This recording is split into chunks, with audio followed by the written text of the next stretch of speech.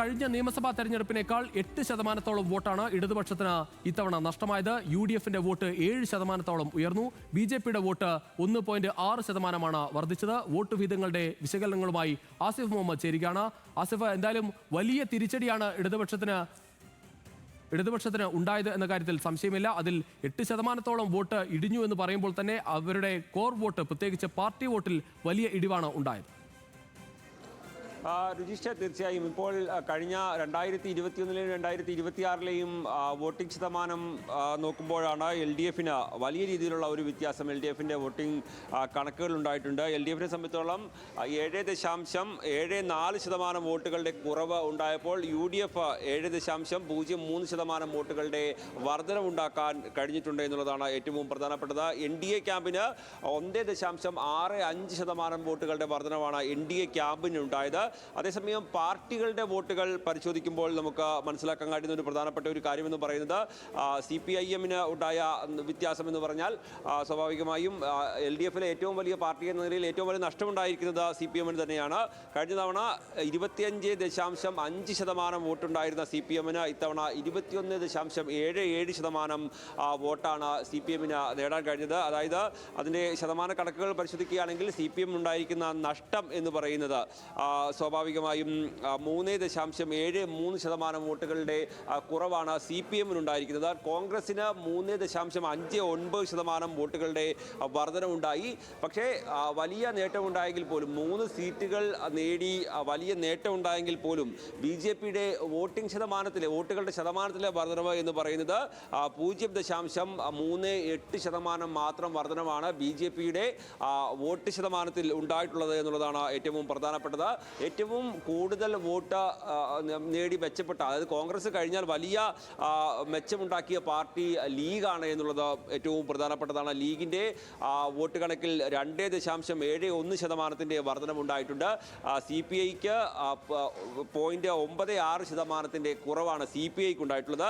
കേരള കോൺഗ്രസിന്, ജോസഫ് ഗ്രൂപ്പിന് 0.27% വർധനവുണ്ടായപ്പോൾ കേരള കോൺഗ്രസ് M-ന് 0.70% കുറവ് ഉണ്ടാവുകയും ചെയ്തു. അങ്ങനെ നോക്കുകയാണെങ്കിൽ കേരള കോൺഗ്രസുകളെ സംബന്ധിച്ച് നോക്കുകയാണെങ്കിൽ അവരുടെ വോട്ട് ഷിഫ്റ്റ് കൃത്യമായി വ്യക്തമാണ്. കഴിഞ്ഞ തവണ കേരള കോൺഗ്രസ് ജോസഫ് വിഭാഗത്തിന് കിട്ടിയ വോട്ട് ഇത്തവണ മാണി വിഭാഗത്തിലേക്ക് മാറുന്ന സാഹചര്യം, ആ രീതിയിലുള്ളൊരു വോട്ട് ശതമാനമാണ് കേരള കോൺഗ്രസുകളെ സംബന്ധിച്ച് ഇത്തവണ ഉണ്ടായിട്ടുള്ളത്. നമുക്ക് ആ ശതമാന കണക്കുകൾ പരിശോധിക്കുമ്പോൾ മനസ്സിലാക്കാൻ കഴിയുന്നത്. അതുപോലെ തന്നെയാണ് കോൺഗ്രസും CPM-ഉം തമ്മിലുണ്ടായിരുന്ന വോട്ടന്തരവും ഏകദേശം ഒരുപോലെയാണ്. CPM-ന് 3.73% വോട്ടുകൾ കുറഞ്ഞപ്പോൾ കോൺഗ്രസിന് 3.59% വോട്ടുകൾ കൂടുകയും ചെയ്തു എന്നുള്ളതാണ് ഏറ്റവും പ്രധാനപ്പെട്ട ഒരു കാര്യം.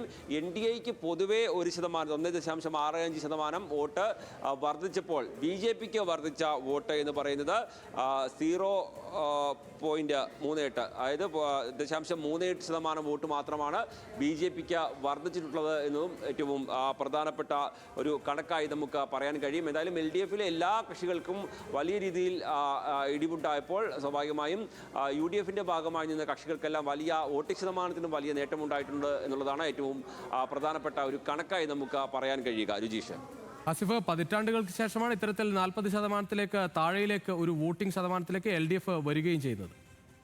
തീർച്ചയായും, കാരണം നമുക്കറിയാം കഴിഞ്ഞ തവണ 45.28% കഴിഞ്ഞ തവണ LDFിൻ്റെ വോട്ടിംഗ് ശതമാനം. അതാണ് സ്വാഭാവികമായും ഇത്തവണ 37.54 താഴ്ന്നിട്ടുള്ളത് എന്നുള്ളതാണ് നമ്മൾ ആ കണക്കുകൾ പരിശോധിക്കുമ്പോൾ ഏറ്റവും പ്രധാനപ്പെട്ടത്. കഴിഞ്ഞ തവണ LDF നേടിയ വോട്ടിംഗ് ശതമാനത്തേക്കാൾ കൂടുതൽ വോട്ടിംഗ് ശതമാനം ഇത്തവണ UDF നേടി. കഴിഞ്ഞ തവണ LDF 45.28% ആയിരുന്നുവെങ്കിൽ ഇത്തവണ UDF 46.39%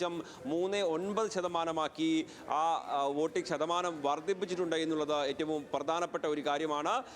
UDF കഴിഞ്ഞ തവണ 39.36% കഴിഞ്ഞ തവണ തോറ്റപ്പോഴും UDFിൻ്റെ വോട്ടിംഗ് ശതമാനം എന്നുള്ളതും ഏറ്റവും പ്രധാനപ്പെട്ടതാണ്. അങ്ങനെ നോക്കുകയാണെങ്കിൽ LDFിനെ സംബന്ധിച്ചോളം വലിയ തിരിച്ചടി എന്നുള്ള രീതിയിൽ തന്നെ നമുക്ക് തന്നെ വിലയിരുത്തേണ്ടി വരും. കഴിഞ്ഞ തവണ 99 സീറ്റുകൾ നേടി അധികാരത്തിലെത്തിയപ്പോൾ LDF നേടിയ വോട്ടിനേക്കാൾ വലിയ വർധനവ് UDFിന് ഉണ്ടാക്കാൻ കഴിഞ്ഞു. കഴിഞ്ഞിട്ടുണ്ട്.